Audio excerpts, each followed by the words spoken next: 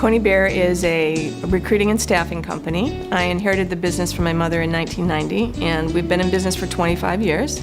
We started out doing mostly skilled industrial placements, machinists, welders, maintenance mechanics, and through the years we have reinvented ourselves a few times. We now do executive recruiting as well, and 2 years ago we started recruiting for renewable energy companies.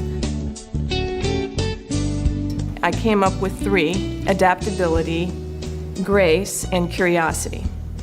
Curiosity because our business is all about asking the right questions. We interview candidates, you have to ask questions. When you're talking to a client and getting a job order, you have to understand what you're looking for and you have to ask the right questions. Adaptability is, of course, also imperative because we wouldn't have been in business for 25 years if we didn't keep reinventing ourselves. And grace, it speaks to not only being physically gracious and graceful, but it also includes integrity, and it's a spiritual word as well. To improve my skills as a business owner, I have taken classes, workshops, seminars, worked with several consultants, and most importantly, in the last six or 7 years, I joined a Vistage group. I've learned that in some ways we all have the same kinds of problems, and I also learned from other people that are doing things that I haven't done yet.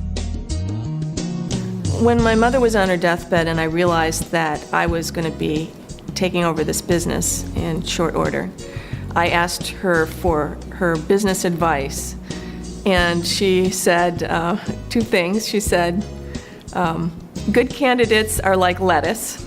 They don't last long, and never let the good ones get away. And then the woman that was a good friend of hers that had worked with her, and I call my fairy godmother, Marilee Reed, she helped me take over the business.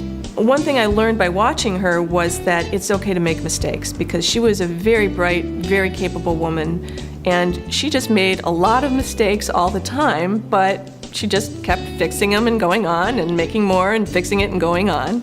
And that was a great inspiration to me.